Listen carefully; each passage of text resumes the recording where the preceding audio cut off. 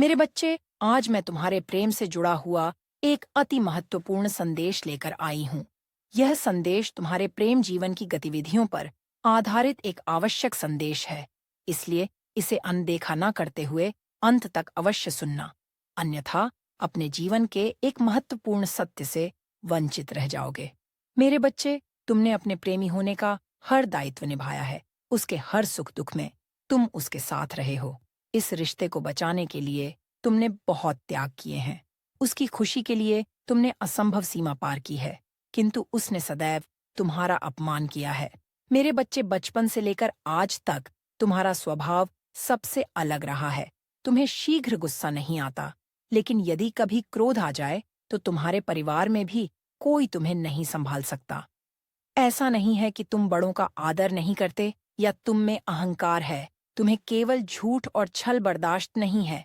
तुम्हें जो बात बुरी लगती है उसे तुम मुंह पर बोल देते हो। इसीलिए तुम्हारे मित्र कम और शत्रु अधिक हैं, क्योंकि तुम में सहनशीलता नहीं है।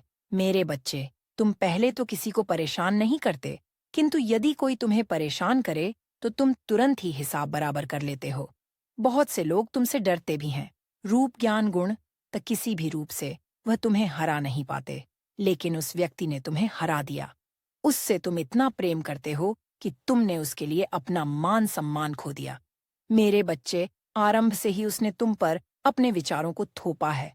तुम क्या करोगे, कहाँ जाओगे, किससे मिलोगे, सब कुछ उसके नियंत्रण में है।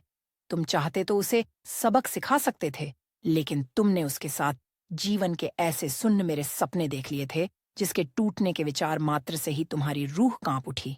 इसलिए सब कुछ देखते हुए भी तुम अंधे बन गए।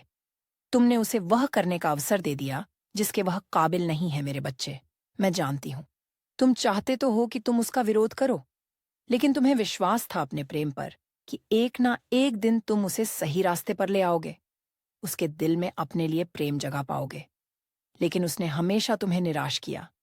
मेरे बच्चे, तुम्हारे मन की पीड़ा मैं अनुभव कर सकती हूँ, लेकिन तुम्हारे सच्चे प्रेम को समझने की क्षमता उसमें नहीं है।